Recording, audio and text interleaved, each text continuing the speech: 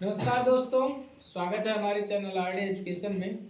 आइए आज हम जियोमेट्री का अध्ययन करते हैं, ज्यामिति का अध्ययन करते हैं। ठीक है, आइए समझते हैं ज्यामिति है क्या।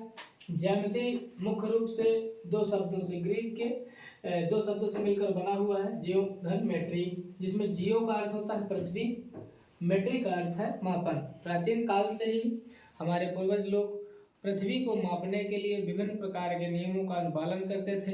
ठीक है, उसी के अंतर्गत हम ज्यामिति का अध्ययन करते हैं। ठीक है, सबसे पहले समझते हैं कि ज्यामिति में बिंदु किसे कहते हैं। बिंदु होता है पॉइंट। समझिए, ज्यामिति में बिंदु किसे कहते हैं। हाँ, तो बिंदु को किसी भी व्यक्ति या वस्तु की स्थिति दर्शाने के लिए प्रयोग किया जाता है। तो यहाँ पे लिख देंगे किसी भी वस्तु की स्थिति को दर्शाने के लिए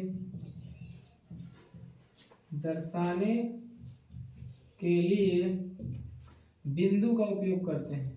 बिंदु का उपयोग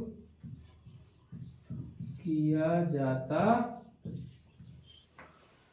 किसी भी वस्तु की स्थिति को दर्शाने के लिए हम बिंदु का उपयोग करते हैं।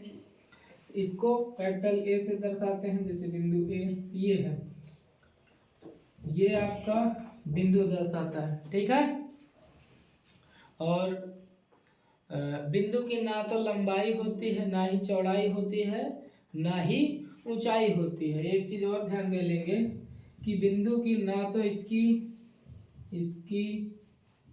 लंबाई चौड़ाई वह ऊंचाई नहीं होती,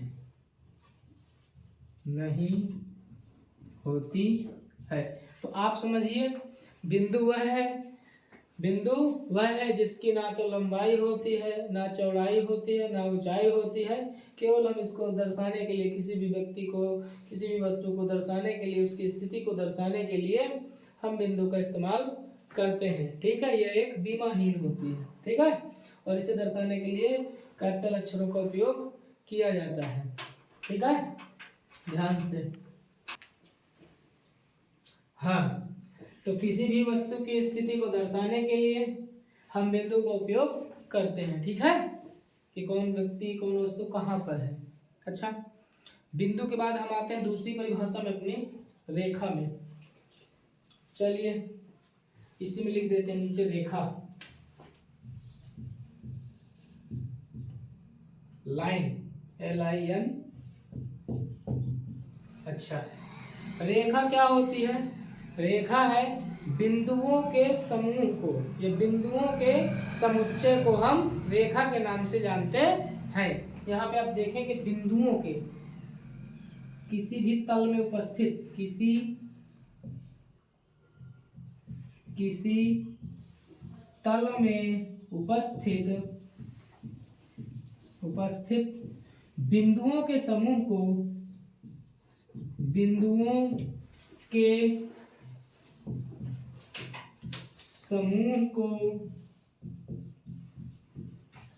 रेखा कहते हैं।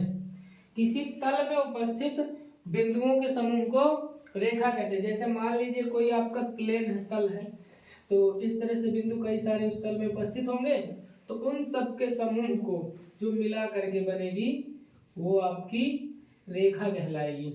ठीक है, इसको दर्शाने के लिए हम क्या करते हैं, इसको दर्शाने के लिए, जैसे रेखा ए भी दर्शाना है, ये मान लीजिए ए है और ये बी पॉइंट है, तो इसे दर्शाने के लिए हम ए और बी, इसके ऊपर दोनों तरफ तीर बनी हुई रेखा खींच देते हैं, दोनों तरफ। तो इसके कुछ गुण भी हैं, इधर में गुण लिखा दे रहा हूं आपको। तो रेखा के गुण में क्या आप लिखेंगे कि रेखा को, पहला गुण इसके,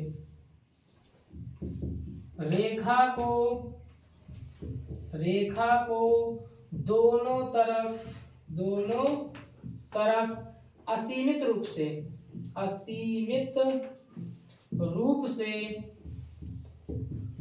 से बढ़ाया जा सकता है।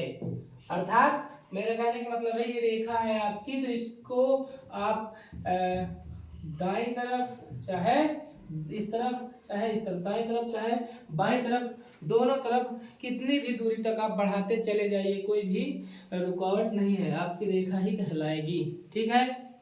अच्छा, एक चीज और बता सकते हैं इस रेखा में। ठीक है, रेखा का दूसरा गुण क्या है? रेखा को दोनों तरफ से दर्शाया जाता है और रेखा को दर्शाने के लिए हम ए बी और दोनों तरफ तीर, इससे दर्शाते हैं रेखा को। ठीक है। अच्छा, आइए अब हम रेखा खंड के बारे में जानते हैं। आपको रेखा लिख लिए होंगे, रेखा खंड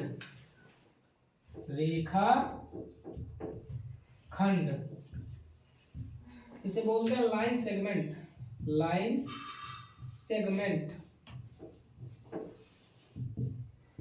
तो रेखा के किसी भाग को रेखा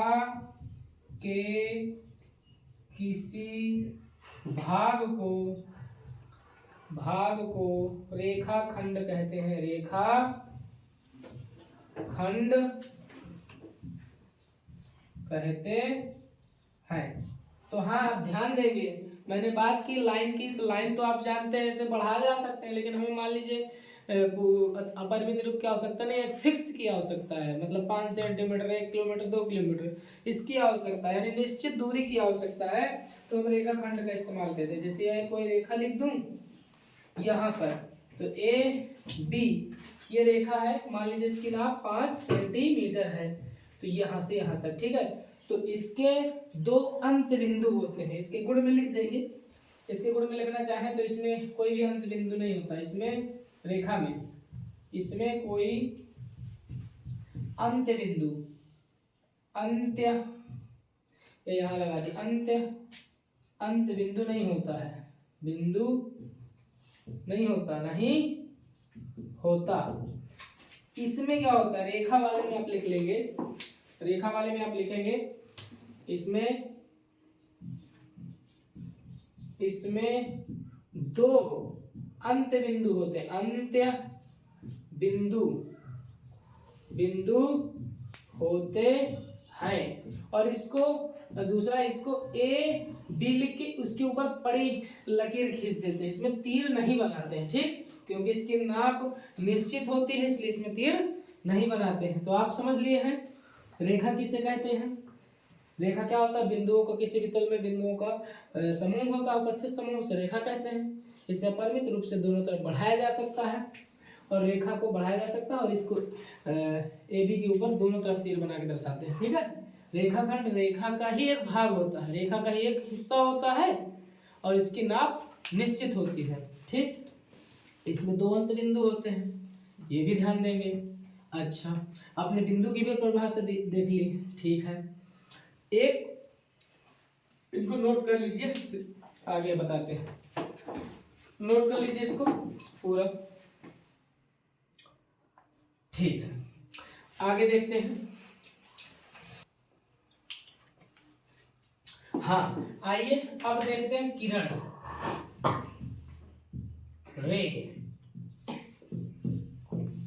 रे क्या होती है।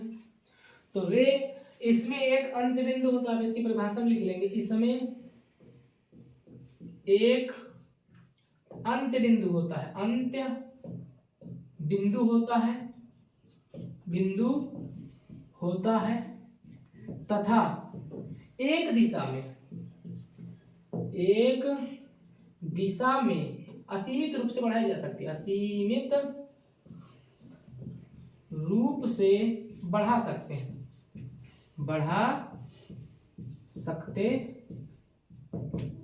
देखेंगे इसमें एक अंत्य बिंदु होता है, जैसे यहाँ पे आप देख लीजिए चित्र में, जैसे यहाँ पे एक फिक्स बिंदु है ए, इसको मैं कह दूं इधर को तीर बना दूं। ठीक है, तो यहाँ तो अंत है, ये इधर नहीं आएगी रेखा, इसके आगे तरफ आप असीमित रूप से बढ़ा सकते हैं, तो इसे हम रे कहेंगे। रे का मतलब एक इसका फिक्स पॉइंट होगा और इसे असीमित रूप से बढ़ा सकते हैं। इसे दर्शाने के लिए क्या करेंगे, ए बी लिख के इसके ऊपर इस तरह से तीर वाली रेखा खींच देंगे जिसमें एक तरफ तीर होगा, ठीक है।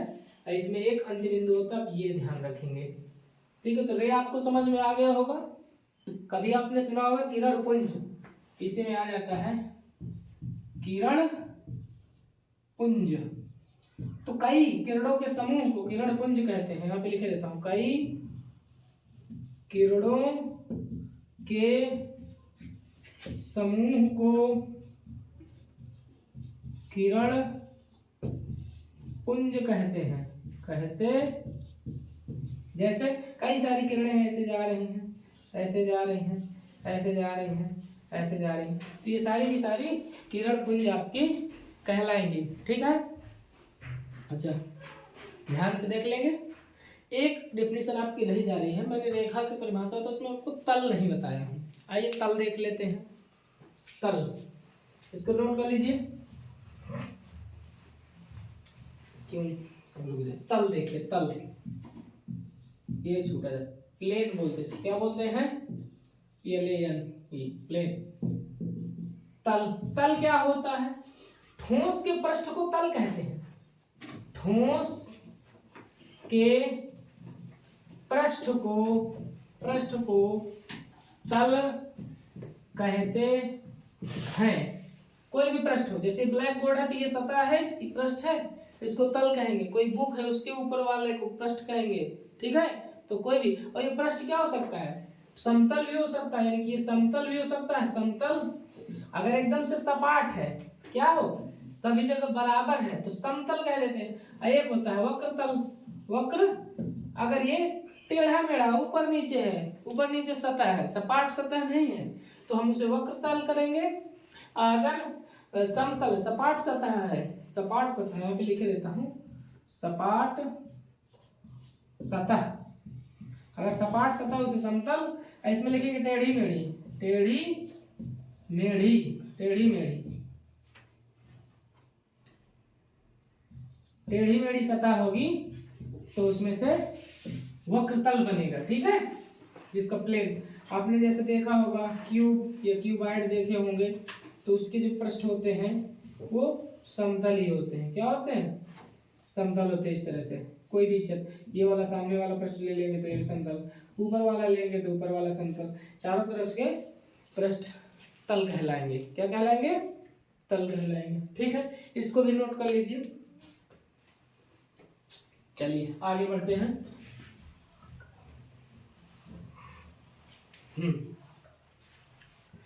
अब आगे है आपका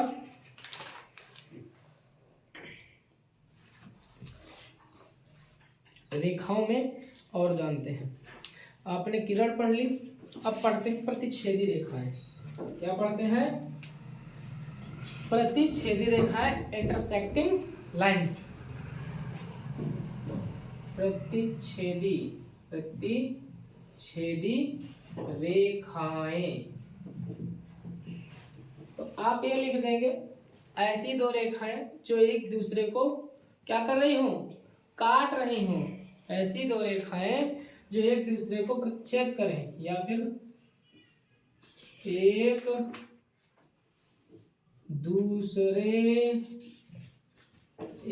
दूसरे को प्रतिच्छेद करने वाली रेखाओं को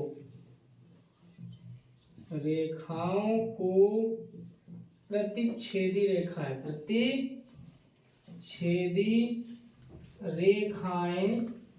कहते हैं। जैसे मैं चित्र बनाऊं, दो रेखाएं बोल देता हूं, जैसे एक रेखा ऐसी गई, एक रेखा ऐसी गई। ये देख लीजिए, ये बिंदु मान लीजिए O है, ये रेखा A B है, और ये रेखा C व D है।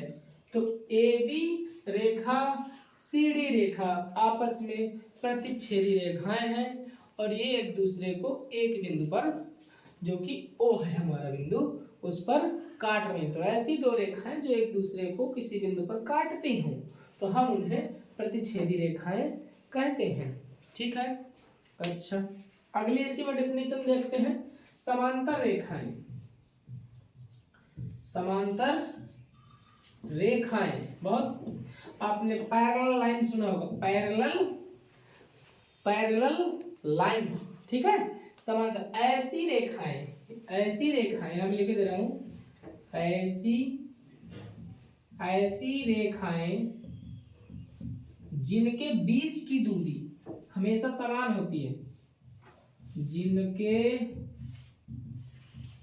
बीच की दूरी हमेशा समान होती है, समान हो, या इस तरह भी कह सकते हैं कि ये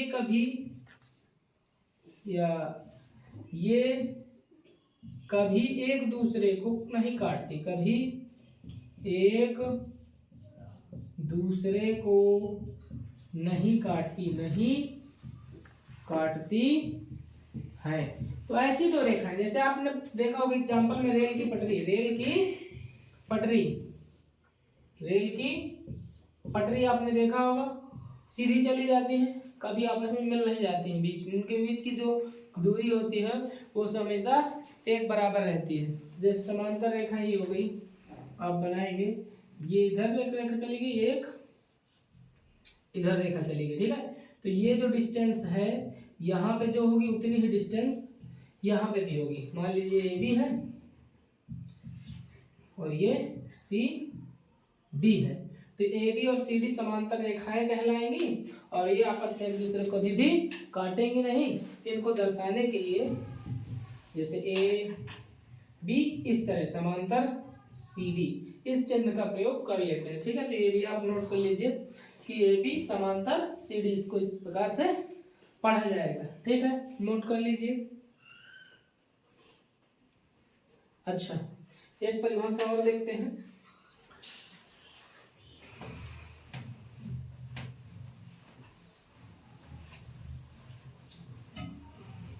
आगे है, एक होता संगामी रेखाएं, संगामी रेखाएं। अच्छा, संगामी, संग मतलब साथ साथ जाए मतलब एक ही बिंदु से होकर जाने वाली रेखाओं को संगामी रेखाएं कहते हैं। जैसे एक ही बिंदु से होकर जाने वाली रेखाओं को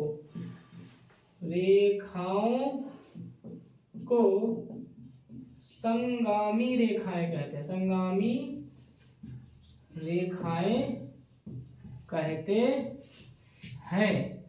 जैसे मान लीजिए कोई बिंदु O है, तो यहाँ से एक रेखा ऐसे गई, एक ऐसे गई, एक ऐसे गई, एक ऐसे गई, तो ये बिंदु O है आपका। तो ये कई सारी रेखाएं, ठीक है। तो आपस में कोई भी नाम दे दीजिए, ए बी, ये मान लीजिए सी डी, ये ई, ये एफ, ये जी नाम है, ये एच।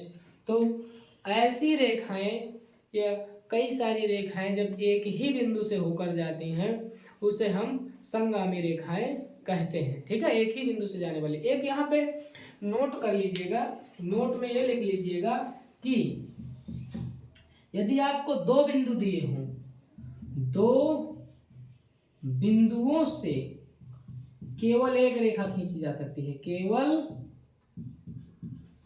एक रेखा खींची जा सकती है, अगर आपको दो बिंदु दिए हों तो केवल एक रेखा खींच सकते हैं आप। यदि आपको केवल एक ही बिंदु दिया हो, एक बिंदु से होकर जाने वाली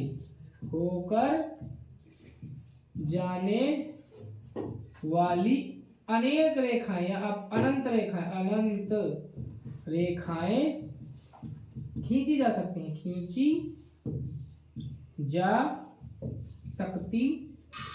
हैं, तो आप यहाँ पे ध्यान देंगे क्या ध्यान देंगे, यदि आपको केवल दो बिंदु दिया है और उनसे होकर जाने वाली, यहाँ पे होकर नहीं लिखा हूँ, उनसे होकर जाना हो, आपको ऐसी रेखा खींचना हो जो दो बिंदुओं से होकर जाए, तो आप उसमें से केवल एक और एक रेखा ही खींच पाएंगे। यदि आपको केवल एक बिंदु दिया हो, क्या दिया हो, एक बिंदु दिया हो, ये जैसे कि ये एग्जाम्पल है आपके सामने, केवल एक बिंदु है, इससे होकर बहुत सारी अनंत रेखाएं आप खींच सकते हैं, परिमित रूप से रेखाएं खींच सकते हैं। तो ये दो इंपॉर्टेंट चीज है, आप इनको भी नोट करते चलेंगे। यदि दो बिंदु दिए हो, अगर हमने देखा पीछे कि यहाँ पे मान लीजिए ए बिंदु है, यहाँ पे बी बिंदु, तो इससे होकर जाने वाली इन दोनों बिंदुओं से जो मिलकर जाए वो केवल और केवल एक रेखा ए बी ही खींची जा सकती है, और यदि एक बिंदु हो तो इससे अनंत रेखाएं खींची जा सकती हैं। नोट कर लीजिए, साथ में चित्र बनाते चलिए, ठीक है।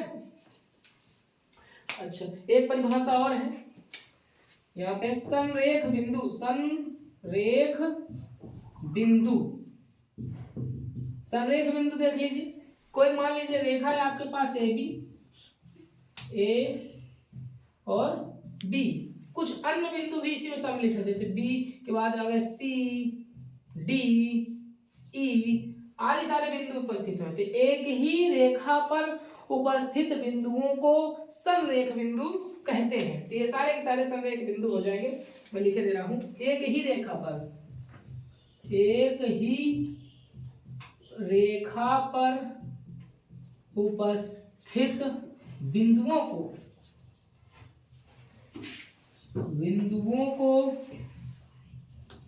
संरेख बिंदु कहते हैं। ऐसे सारे बिंदु जो किसी एक रेखा पर स्थित होते हैं उन्हें हम संरेख बिंदु कहते हैं, ठीक है। नोट कर लीजिए इनको भी।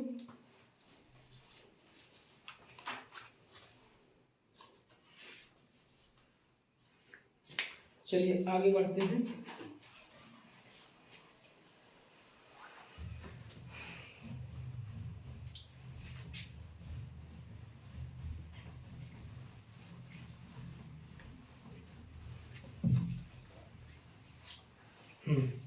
अब आते हैं कोण। क्या देखते हैं, कोण, एंगल, कोण, ये बहुत ही इंपॉर्टेंट टॉपिक है। तो कोण किसे कहते हैं, तो आप कोण को देख लीजिए, किसी एक उभयनिष्ठ बिंदु से, यानी एक उभयनिष्ठ बिंदु से या एक ही उभयनिष्ठ बिंदु से प्रारंभ होकर जाने वाली किरणों के बीच के झुकाव को कोण कहते हैं। चलिए चित्र से समझते हैं कि है माजरा क्या, ठीक है। मान लीजिए हमारे पास एक उभयनिष्ठ बिंदु ये ए है, एक किरण इधर बी चली गई, एक किरण इधर सी चली गई। तो मैंने परिभाषा के अनुसार क्या बताया, मैंने परिभाषा के अनुसार बताया कि कोई उभयनिष्ठ बिंदु है ए है, उससे होकर जा रही है एक किरण ए बी और एक किरण जा रही है ए सी। इन दोनों रेखाओं के बीच के इस झुकाव को ही कोण कहते हैं। क्या कहते हैं, इस झुकाव को कोण कहते हैं। तो आप याद रखेंगे, दो किरणों के जिनका प्रारंभिक बिंदु एक ही होता है, बीच के झुकाव को कोण कहते हैं। ऐसी दो किरणें जो एक ही बिंदु से प्रारंभ होती हैं, उनके बीच के झुकाव को कोण कहते हैं, ठीक है। नोट कर लीजिए इसको। आइए अब आते हैं हम कोण के प्रकार में, इनको नोट कर लीजिए, ठीक है। अब देखते हैं हम कोण के प्रकार, काइंड्स ऑफ एंगल, कोण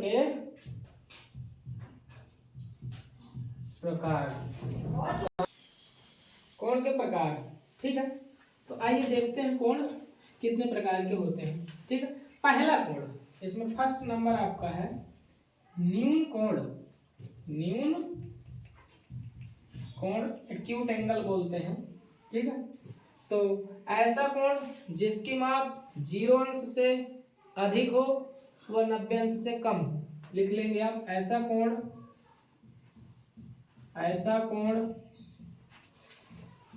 जिसकी माप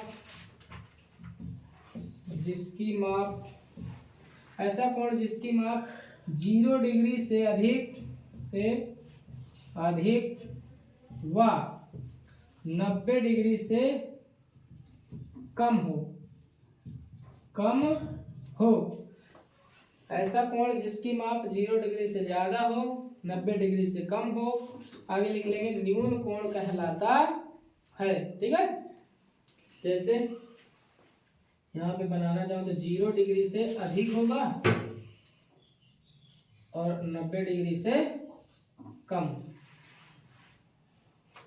बीच वाला होगा न्यून कोण। ऐसे लिख देता हूँ, यहाँ पे 90 डिग्री, यहाँ पे अधिक, यहाँ पे न्यून कोण, फिर यहाँ पे ये 0 डिग्री। तो 0 से ज्यादा हो, 90 से कम हो, ऐसे सारे कोणों को हम न्यून कोण कहते हैं, एक्यूट एंगल कहते हैं। जैसे बनाना हो चित्र तो आप इस तरह एक बनाएंगे, किरण ए बी व इसके बीच के झुकाव को यहाँ पे कोण सी बना देंगे।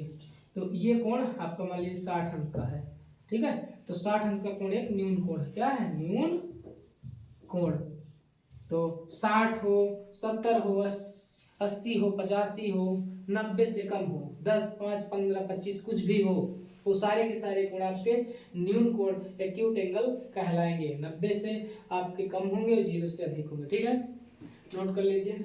अगला कोण हम सोचते हैं समकोण। दूसरा है समकोण। समकोण राइट एंगल बोलते हैं इसको। तो आप लिख देंगे ऐसा कोण जिसकी माप ठीक 90 अंश हो।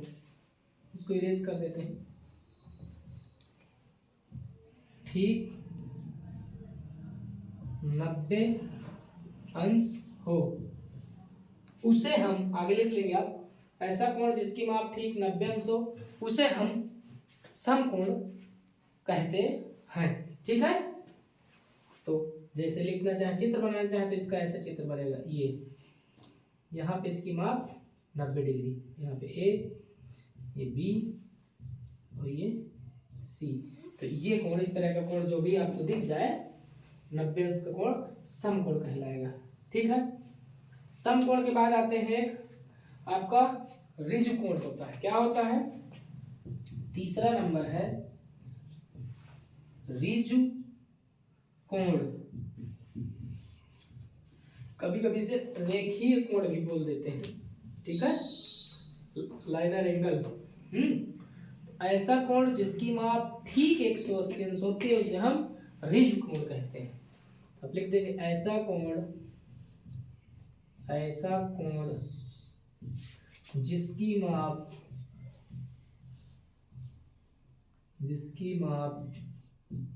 180 डिग्री हो, ठीक 180 डिग्री हो, उसे ऋजु कोण कहते हैं।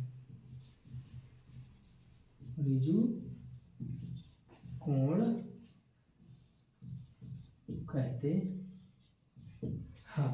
तो ऐसा कोण जिसकी माप 180 डिग्री हो उसे हम ऋजु कोण कहते हैं। इसका चित्र आप बनाना चाहें तो ये ऐसे बनेगा। यहाँ पे ए, यहाँ पे ओ, यहाँ पे बी। ये जो इसके बीच का कोण की माप होगी वो 180 अंश होगी, ठीक है। तो नोट कर लीजिए इनको भी आप, ठीक, नोट कर लीजिए। अच्छा, आगे और आगे लिखते हैं।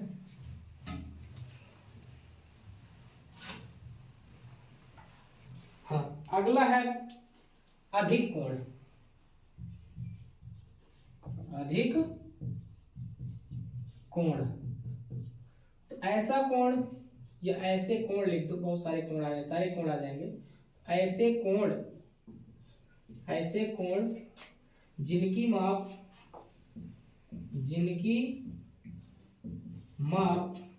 180 डिग्री से ज्यादा व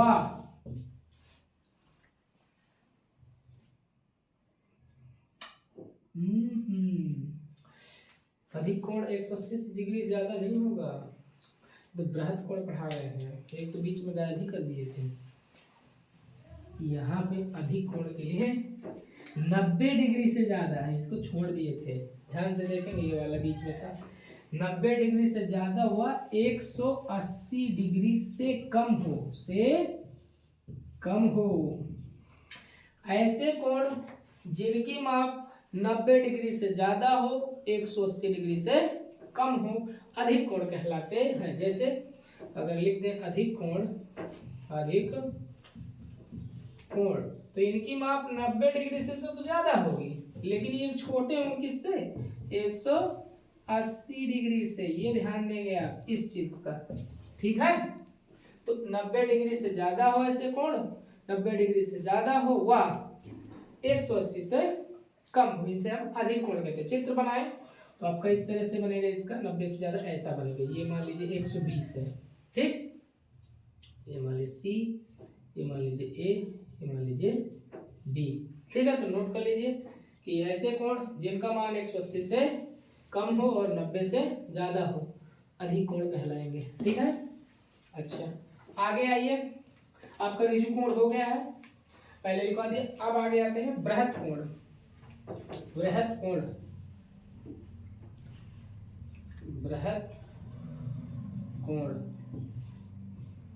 कोण तो आप लिखेंगे, यहाँ पे चित्र थोड़ा इरेज कर देता हूँ। बृहत कोण में लिखेंगे ऐसे कोण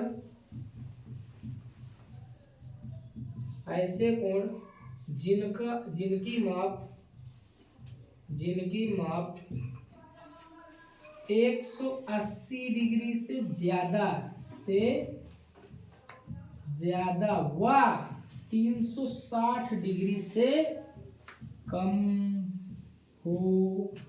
आगे आप लिखेंगे ऐसे कोण जिनकी माप 180 से ज्यादा व 360 से कम हो बृहत कोण कहलाते हैं। आगे आप लिखेंगे, ठीक है। इसको लिख सकते हैं, ये क्या होंगे, बृहत कोण।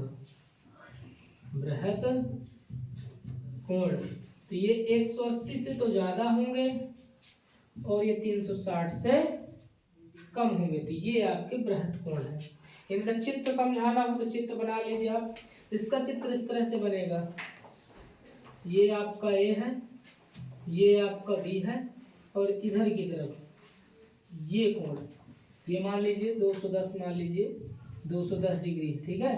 तो ये सारे के सारे कोण आपके बृहत कोण कहलाएंगे, जिनका माप 180 से ज्यादा होगा 360 से कम होगा, बृहत कोण के अंतर्गत अध्ययन करेंगे, ठीक है। नोट कर लीजिए इनको। आगे आते हैं,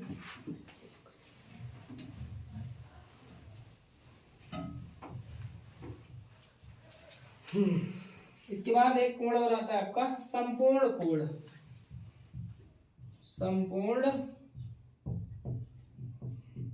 इसे बोलते हैं कंप्लीट एंगल। तो ऐसा कोण जिसकी माप, या ऐसा कोण